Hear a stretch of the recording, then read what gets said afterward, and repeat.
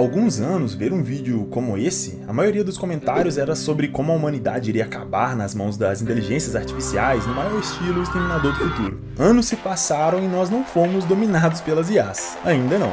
Mas esse ainda é um tema muito forte, principalmente quando vemos que esses vídeos foram criados por essas mesmas IAs mais em 2024. Chega a ser assustador.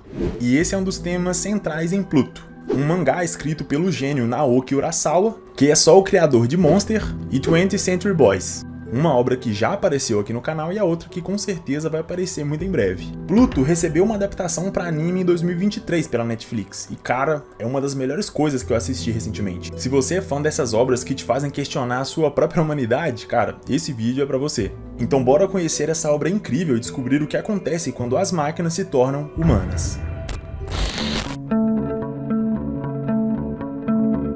A história começa num futuro não tão distante, onde os robôs já estão completamente integrados à sociedade. Diversas gerações deles foram criadas e desenvolvidas, desde aqueles mais arcaicos, com cara de robô mesmo, até as versões mais novas, que são idênticos aos humanos. Todos eles possuem inteligências artificiais que permitem que eles tenham personalidade, gostos e vontades próprias.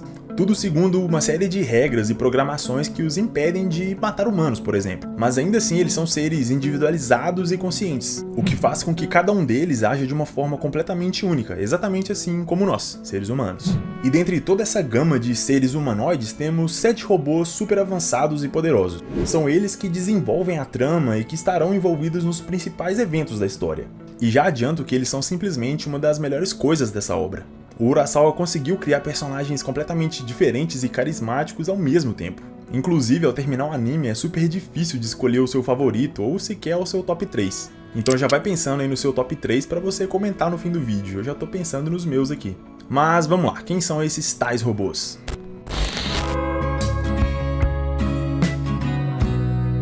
O primeiro deles é o Mont Blanc, um robô suíço grandalhão que atualmente age como um protetor das florestas e dos animais, um verdadeiro pacifista. Por conta disso, ele é extremamente querido por todos, tendo se tornado um símbolo da paz e de esperança pelo mundo. O segundo é o Note número 2, um robô escocês que agora age como um mordomo de um famoso pianista aposentado. Alguém que, assim como ele, também tem muitos traumas pessoais. Por conta disso, Note decide aprender a tocar piano. Ele encontra na música a possibilidade de criar algo belo, não mais destruir como passou a vida inteira fazendo. E isso é um ponto bem curioso da sua história. Afinal de contas, ele tem uma IA super avançada, então ele poderia simplesmente baixar todas as músicas já criadas e criar algo novo a partir disso. Mas o tal músico aposentado, que também é um velho muito amargurado, o proíbe de fazer isso, dizendo que ele não é capaz de criar nada, que tudo que ele fizer é falso, assim como ele mesmo. Mas o Note não deseja misturar partituras para criar algo como um robô faria. Ele deseja aprender a criar como um humano, o que com o tempo o velho Ranzins aceita e passa a o ensinar a tocar piano. E apesar de muito bacana a relação entre eles e tudo mais, essa cena me lembrou muito aquele trechinho de O Robô, o filme com Will Smith. Um robô consegue compor uma sinfonia? Um robô consegue pintar uma bela obra-prima? Você consegue? Oh my God. O ser humano, para criar, faz exatamente a mesma coisa que um robô. Nós acessamos todo o nosso acervo mental, tudo que nós já vimos e conhecemos, mistura tudo isso para criar algo novo, entre aspas. Então, desse ponto de vista, qual seria a diferença entre o que nós criamos e o que um robô cria? Bom, fica aí o questionamento. Só por um pequeno trecho desse anime já dá pra ter uma discussão inteira muito complexa e profunda. Muito foda, eu sei. Mas bora continuar que ainda tem muito chão pela frente. O terceiro e o quarto robô são Brando e Hércules, respectivamente, um robô turco e o outro grego. E eu decidi apresentar os dois juntos porque eles são muito parecidos no geral. Ambos são extremamente iguais a seres humanos, fisicamente, eu quero dizer, e atualmente eles agem como lutadores de MMA de robôs, basicamente luta livre. Inclusive eles se enfrentam de tempos em tempos. A maior diferença entre eles é que o Brando decidiu adotar várias crianças órfãs de guerra, e tem uma família gigantesca por conta disso, enquanto Hércules se mantém mais isolado, vivendo sozinho. O quinto robô é o Epsilon, um robô australiano que retira suas energias do fóton, ou seja, do Sol. Ele é um pacifista ao extremo, tendo inclusive se recusado a participar da guerra para a qual foi convocado. Assim como o Brando, Epsilon escolheu adotar inúmeras crianças órfãs de guerra. Ele passa os seus dias cuidando dessas crianças e as ajudando a lidar com seus próprios traumas. E aqui podemos fazer mais um paralelo. Epsilon é uma figura de luz, um ser claramente superior, extremamente poderoso e bondoso, que tem como sua fonte de energia a luz solar. Onde será que eu já vi isso, hein? Ele inclusive traz um debate muito interessante sobre pacifismo e o paradoxo da intolerância. Afinal, ser pacífico e tolerante com alguém que é agressivo e intolerante pode causar simplesmente o fim da tolerância, justamente pelo intolerante ter ficado livre para fazer o que quisesse, o que se conecta diretamente com a filosofia de Thorfinn de Vinland Saga. E é isso que eu acho simplesmente incrível em analisar todas essas obras. No fim das contas, tudo acaba se encaixando, se conectando de alguma forma. É simplesmente maravilhoso. Mas, mais uma vez, esse é assunto para outro vídeo, então vamos seguir. O sexto robô é o nosso protagonista, Gezicht. Ele é um robô alemão e também um detetive da Europol, a polícia da Europa. Extremamente avançado, resistente e inteligente, e é através dele que acompanhamos a maior parte da história. E por isso vamos entrar em mais detalhes sobre ele mais pra frente no vídeo. O sétimo e último robô é justamente o Atomo, um robô japonês extremamente avançado, ou, como ele pode ser mais conhecido, Astro Boy. Sim, porque Pluto é uma releitura que o Urasawa fez de uma das obras mais clássicas e famosas de Osamu Tezuka. Então o Atom, teoricamente, seria o protagonista da série, mas não aqui, não nessa adaptação. Nessa releitura, ele passa a maior parte do tempo com um papel secundário, e faz muito sentido para a história como um todo. Muito bem, agora que já conhecemos os 7 robôs mais importantes da história, tá na hora de começar a destruição, que é aí que as coisas realmente andam. Além de serem muito avançados e poderosos, esses 7 robôs têm mais uma coisa em comum. Todos estiveram ligados, direta ou indiretamente, a uma grande guerra que aconteceu no Oriente Médio. Na história, os Estados Unidos da Trácia, um país completamente fictício e sem nenhuma inspiração no mundo real, alegou que haviam indícios de armas de destruição em massa na Pérsia, o que justificaria uma invasão em prol da democracia. E isso é um paralelo muito claro com a Guerra do Iraque, que inclusive acontecia ao mesmo tempo que o mangá era lançado. Na história, todos esses 7 robôs foram convocados para atuar nesse conflito de alguma forma. O único que se recusou a participar foi justamente o Epsilon, por ser um pacifista, e o Atom, que participou como uma peça de marketing, não diretamente nos conflitos. Já os demais lutaram e destruíram milhares de robôs e, ao que tudo indica, vários humanos no processo também. Tudo isso levou a cada um deles a desenvolverem traumas e complexos pelos seus atos. Afinal, numa guerra nunca existem vencedores de verdade, todos perdem. E essa é uma das mensagens principais de Pluto, já que anos mais tarde uma série de assassinatos começaria a acontecer pelo mundo. Começando pelo Mont Blanc, um robô absurdamente forte, resistente e querido foi assassinado. Por isso uma grande investigação começa. O investigador designado foi justamente o Gezicht, já que ele era o mais especializado para a tarefa. Pouco a pouco ele vai descobrindo que a morte de Mont Blanc não foi um caso isolado. Vários humanos que também estavam envolvidos na guerra também são assassinados. E em seguida outros robôs também são caçados e mortos. Um a um eles são eliminados por uma figura bizarra e amedrontadora. Uma espécie de criatura que surge de dentro de um furacão gigantesco, destrói o seu alvo e deixa para trás apenas as partes do cadáver e um chifre na cabeça, simbolizando o deus romano da morte, Pluto.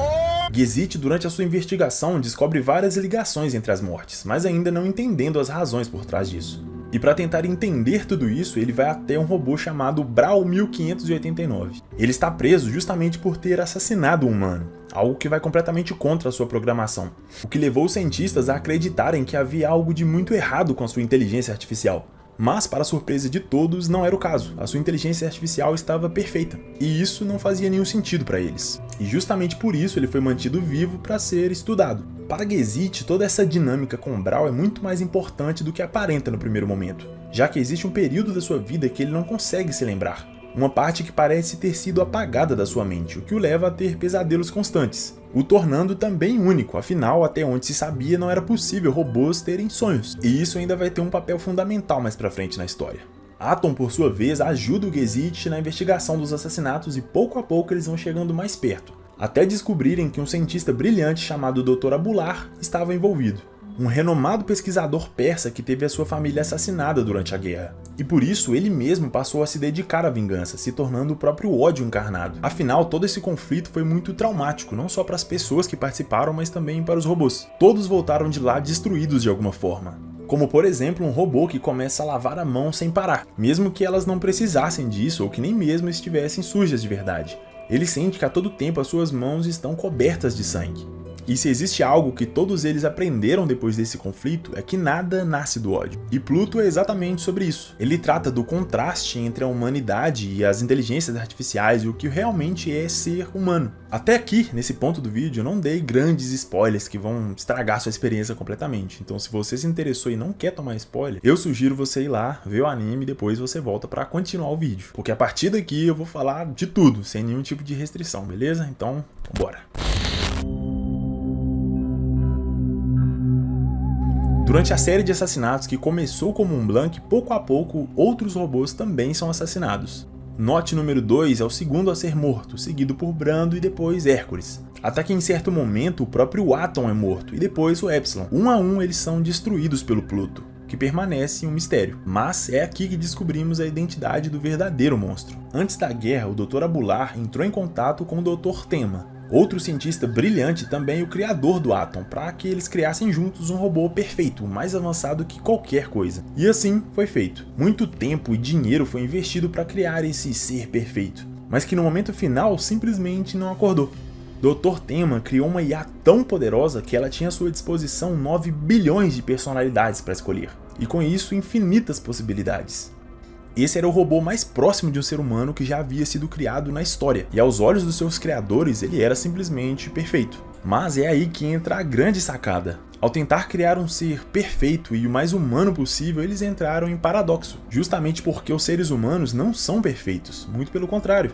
E por isso, para que ele conseguisse escolher a sua personalidade e acordasse, deveriam ser inseridas nele emoções instáveis, se tornando capaz de sentir ódio, raiva e todo tipo de sentimento humano. Assim, eles inserem nesse robô as memórias do próprio Dr. Abular, que havia perdido a sua família na guerra e por isso estava cheio de ódio. Dr. Abular, no fim, também estava morto, e a sua nova existência era justamente aquele robô que herdou as suas memórias, algo que até aquele ponto nem mesmo ele sabia. Ele havia desenvolvido outro robô também muito avançado chamado Sarrad, que estava pesquisando sobre a manipulação do clima com a intenção de tornar as terras áridas e secas da Pérsia em grandes campos saudáveis e cheios de flores. Mas infelizmente Sarrad teve a sua mente infectada por todo aquele ódio e transplantada para outro robô, um projetado completamente para ser uma arma. Esse era Pluto. Além disso, outro robô especial também foi criado, Borar, um robô gigantesco capaz de manipular o clima ao seu redor. Ele seria inicialmente uma ferramenta para o Sarrad conseguir manipular o deserto, salvando seu povo e gerando um desenvolvimento absurdo para o seu país. Mas ao descobrir isso, os Estados Unidos da Trácia resolveu impedir esse desenvolvimento,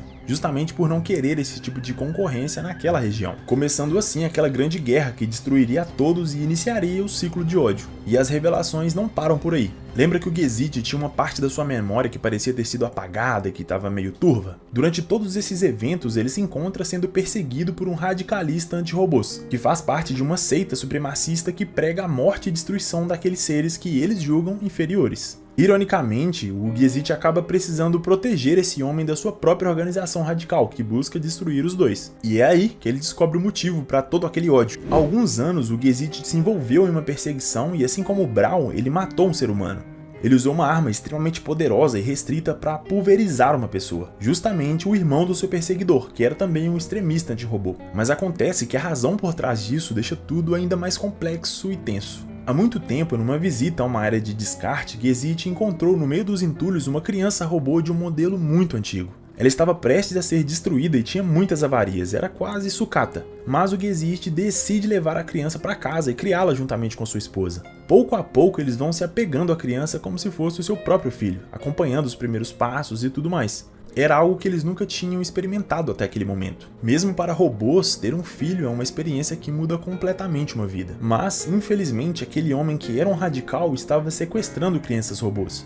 E certo dia, a criança de Gesicht desapareceu. Ao investigar, ele encontrou esse homem com o seu filho em pedaços dentro de uma sacola. E foi nesse momento que ele perdeu a cabeça e matou esse homem. Tudo isso intrigou os cientistas responsáveis, que perceberam pela segunda vez uma IA até então perfeita, sem nenhum tipo de defeito, indo contra a sua principal regra, não matar um humano. Mas naquelas circunstâncias, dá mesmo para culpar o Gesicht? O que ele fez era algo que qualquer pai ou mãe humana faria? Bom, esse questionamento eu deixo para você. A questão é que a memória do Gesicht foi apagada para que ele pudesse continuar o seu trabalho sem maiores problemas, como se apenas isso fosse o suficiente para acabar com seus traumas. Mas infelizmente, como já vimos, a única coisa que nasce do ódio é mais ódio. E a essa altura, todos os outros robôs já haviam sido mortos pelo Pluto, o que incluía o Atom. Agora só faltava um. E por isso, Gesicht acaba sendo atacado por uma criança robô que se parecia muito com seu falecido filho. Essa criança robô havia sido enviada para matá-lo com a única arma capaz de destruir o seu corpo. E assim é feito. Todos os 7 robôs mais avançados são eliminados, e agora o caminho estava livre para que o Dr. Abular concluísse o seu plano, a completa destruição da humanidade. Desde o início, o plano de vingança de Abular consistia em causar uma erupção forçada de uma massa gigantesca de magma subterrâneo, que estava localizada justamente no Parque do Éden, um parque natural no meio dos Estados Unidos da Trácia como uma vingança pela guerra. Algo que descobrimos já ser de conhecimento do presidente do país, que não só estava ciente sobre as mortes dos robôs, como também queria que isso acontecesse.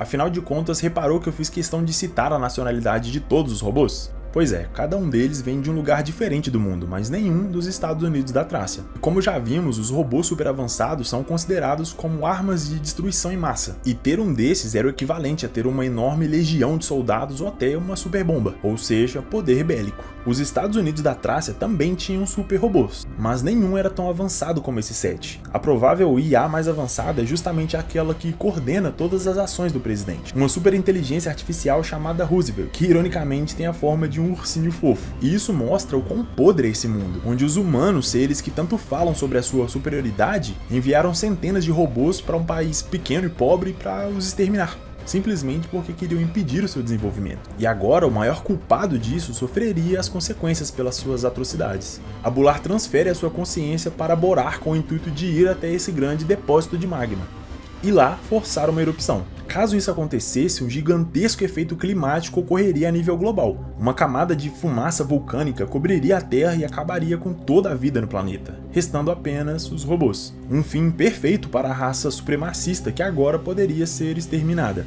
Todos os robôs minimamente capazes de impedir o Pluto e o Borar estavam mortos. E é aí que temos o retorno do nosso garoto prodígio. Dr. Tenma havia resgatado o que sobrou do Atom, o levando para o seu laboratório a fim de reconstruí-lo, algo que, de acordo com ele, seria impossível, a não ser que ele fizesse algo extremamente perigoso. O mesmo procedimento que foi feito com Borar, a criação de um cérebro ainda mais potente capaz de rodar 9 milhões de personalidades, mas que para acordar precisava novamente receber emoções instáveis e perigosas, algo que, caso desse errado, seria a certeza do fim da humanidade, pois nada poderia pará-lo. Mas a situação era desesperadora. E essa se mostrava a única possibilidade de sobrevivência. E assim é feito. Atom recebe as memórias instáveis do Gesicht, o tornando uma espécie de super robô que continha, de certa forma, todos os seus antecessores. Mont Blanc, Note número 2, Brando, Hércules, Gesicht, Epsilon. E agora ele era o único capaz de impedir Borar e Pluto, o herói da humanidade. Ele parte para a batalha e agora, muito mais forte, consegue neutralizar o Pluto. Mas, assim como o Epsilon, ele também consegue se conectar com ele.